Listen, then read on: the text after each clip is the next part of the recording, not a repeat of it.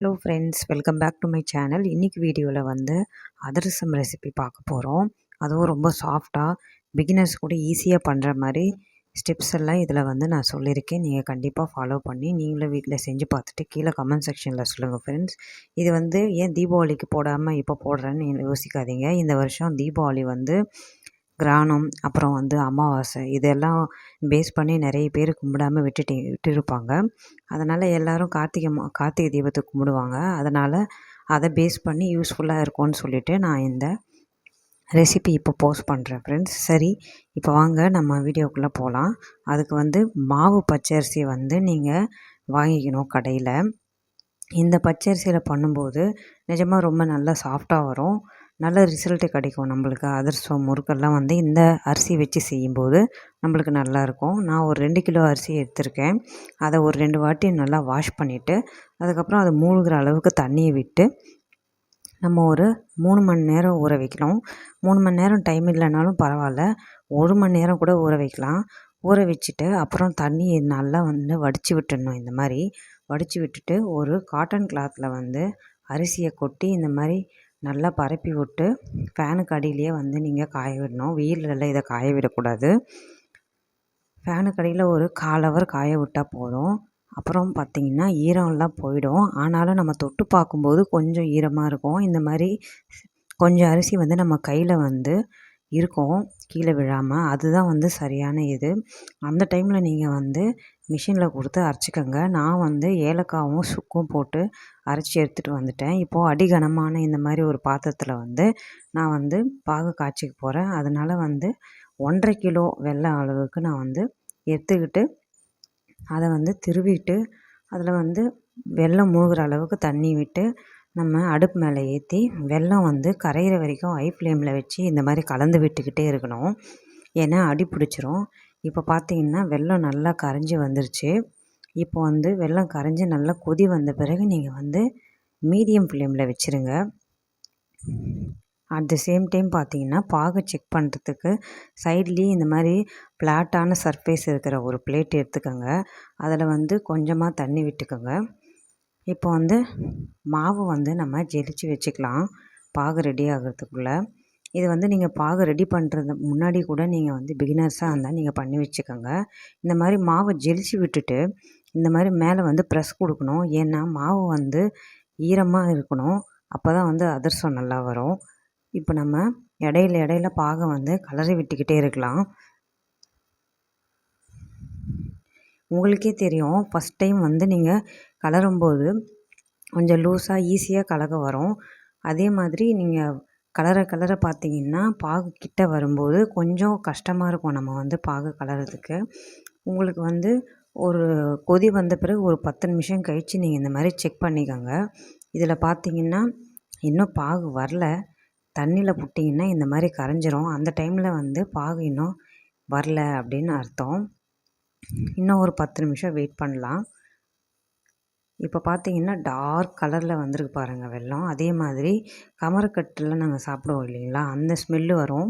அந்த டைமில் நீங்கள் இந்த மாதிரி பாகு செக் பண்ணுங்கள். இப்போ பாருங்கள், தண்ணியில் கொஞ்சோண்டு பாகு எடுத்து விட்டிங்கன்னா இந்த மாதிரி அப்படியே நிற்கும், ஸ்ப்ரெட் ஆகாது. அதே மாதிரி நம்ம இந்த மாதிரி ரோல் பண்ண அது அப்படியே உருண்டை ஷேப்லேயே வரும். நம்ம கையில் எடுத்தாலும் எடுக்க வரும். நம்ம எந்த ஷேப் ஃபோல்ட் பண்ணாலும் அது ஃபோல்ட் ஆகும், தண்ணியில் கரைஞ்சி போகாது. இதுதான் சரியான பக்குவம். இந்த டைமில் நீங்கள் கேஸ் ஆஃப் பண்ணிவிட்டு அதுக்கப்புறமா தான் மாவை கொட்டி நீங்கள் கலரணும். கேஸ் ஆன்லேயே வச்சுட்டு நீங்கள் மாவை கொட்டி கலர்னிங்கன்னா பாகு நெக்ஸ்ட் ஸ்டேஜுக்கு போயிடும். அதனால் நீங்கள் கேஸ் ஆஃப் பண்ணிவிட்டு நீங்கள் கொஞ்சம் கொஞ்சமாக மாவு சேர்த்து இந்த மாதிரி கலந்து விட்டுக்கிட்டே இருக்கணும். எனக்கு 1.5 கிலோ வெல்லத்துக்கு 2 கிலோ அரிசி ரொம்ப கரெக்டாகவே ஆப்டாச்சு. அதாவது பார்க்க போனால் 1 கிலோ அரிசிக்கு 3/4 கிலோ வெல்லம் அப்படின்ற மாதிரி கணக்கு பண்ணோன்னா இப்போ 2 கிலோ அரிசிக்கு நான் 1.5 கிலோ வெல்லம் போட்டிருக்கேன். இது ரொம்ப ஆப்டாக இருக்கும். நீங்கள் ஒரு 1.25 கிலோ கூட போட்டுக்கலாம். அப்போது அரிசி மீதி ஆகும். நீங்கள் உடனே சுடுறதா இருந்தால் நீங்கள் அந்த மெஷர்மெண்ட்டில் போட்டுக்கலாம். ஆனால் பேசிக்காக பார்க்க போனால் 1 கிலோ அரிசிக்கு 3/4 கிலோ வெல்லன்றது தான் சரியான இது. இது அப்படியே நீங்கள் மல்டிபிள் பண்ணிக்கலாம் நீங்கள் போடுற அரிசியை பொறுத்து. இப்போ நம்ம சேர்த்த எல்லா மாவும் நல்லா இழுத்துருச்சு பாகு. 2 கிலோ அரிசி மாவும் கரெக்டாக இருந்தது இந்த பாகுக்கு. எதுவும் மீதியெல்லாம் ஆகலை. இப்போ பார்த்திங்கன்னா நம்ம மாவெல்லாம் கலர்ன பிறகு இந்த மாதிரி லிக்விடாக தான் இருக்கும்.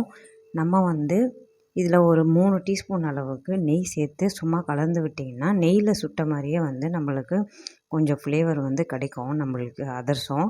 அதனால தான் இந்த மாதிரி நெய் ஊற்றி சும்மா ஒரு கலரி விட்டுட்டு மேலே வந்து நல்லெண்ணெய் ஊற்றி நம்ம வந்து மூடி போட்டு வச்சிடணும். இந்த மிக்சரை வந்து பார்த்திங்கன்னா ஒரு 3 நாளைக்கு அப்படியே விட்டுடலாம். மினிமம் வந்து ஒரு 2 நாள்லேருந்து அப்படியே விட்டிங்கன்னா நல்லா ஃபர்மெண்ட் ஆகி கிடைக்கும். இந்த பாருங்கள், நல்லெண்ணெய் ஊற்றி இந்த மாதிரி சமன்படுத்திட்டு இந்த மாதிரி நம்ம வச்சிடணும். ஒரு 2 நாள் கழித்து இதை பார்க்கலாம். நான் வந்து ஆல்ரெடி எடுத்து கொஞ்சம் மாவில் அதிரசம் சுட்டுட்டேன். வீடியோ எடுக்க மறந்து போயிட்டேன். அதனால தான் கொஞ்சம் மாவு கம்மியாக இருக்குது. இப்போ வந்து அதிரசம் சுடலாம் வாங்க. பாருங்கள், நம்ம போடும்போது எப்படி இருந்தது பார்த்தீங்களா? மாவு சேர்க்கும்போது பாகு எடுக்கும்போது. இப்போ பார்த்தீங்கன்னா கொஞ்சம் டைட் ஆகிடுச்சு.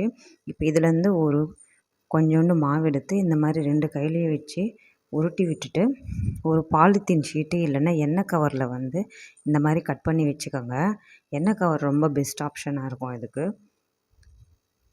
இப்போ அதில் வச்சு இந்த மாதிரி லேசாக வந்து அந்த கவர் இன்னொரு சைடும் மூடிட்டு இந்த மாதிரி ஃப்ளாட்டான சர்ஃபேஸ் இருக்கிற கிண்ணம் இல்லை பிளேட் ஏதாவது ஒன்று இருந்தால் நீங்கள் இந்த மாதிரி பண்ணாலே வந்து உங்களுக்கு ஈஸியாக வந்து ஷேப் கிடச்சிரும்.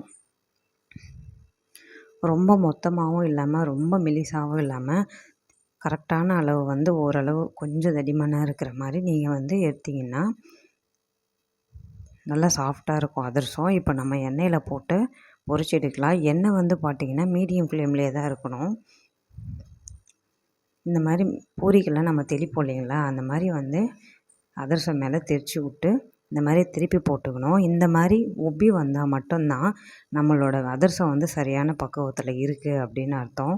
நம்ம 2 நாள் ஃபர்மெண்டிங் பண்ண விட்டிங்கன்னா இந்த மாதிரி கம்பல்சரி வந்து பூரி மாதிரி உப்பி வரும். இப்போ வந்து நம்ம எண்ணெய் பிழிகிற அந்த எக்யூப்மெண்ட் இருக்குது இல்லைங்களா, அதில் வச்சு இந்த மாதிரி ஒரு லேசாக ஒரு ப்ரெஸ் கொடுத்திங்கன்னா போதும். எக்ஸ்ட்ரா எண்ணெய்லாம் வந்து நம்மளுக்கு வந்துடும் வெளியில். இப்போ வந்து நம்ம இதை எடுத்து ஒரு தட்டில் வச்சு காய வச்சுக்கலாம். நல்லா சாஃப்டாக இருக்குது பாருங்கள், எவ்வளோ சூப்பராக இருக்குது. சாப்பிட்றதுக்கும் நல்லா இருந்தது. ஸ்வீட்லாம் கரெக்டாக ஆப்ட் ஆகிடுச்சு. இப்போ இதே மாதிரி வந்து நம்ம இன்னொரு அதிரசமும் போட்டுக்கலாம். இப்போ இது நடுவில் ஓட்டை போட்டு சுடலாம். ஓட்டை போடுறதுனால என்ன ஆகும்னா நிறைய எண்ணெய் வந்து குடிக்காது. இப்போ இதையும் சுட்டு எடுத்துக்கலாம் பாருங்கள். கையிலேயே தட்டினோன்னா கூட நீங்கள் இந்த மாதிரி ட்ரை பண்ணலாம். அகைன் இந்த அதிரசமும் நல்லா உப்பி வரும். ரொம்ப நல்லா இருந்தது சாப்பிட்றதுக்கு. டேஸ்ட் வைஸ் வந்து எதுவுமே சொல்ல முடியாது. நல்லா ஃபர்மெண்ட் ஆகி சூப்பராக இருந்தது. இதையும் வந்து அதே மாதிரி ஒரு ப்ரெஸ் கொடுத்துட்டு நம்ம எடுத்து ஒரு தட்டில் வச்சுக்கலாம். இப்போது இதே மாதிரி எல்லா அதிரசமும் வந்து நான் சுட்டு எடுத்துட்டேன். Bye friends.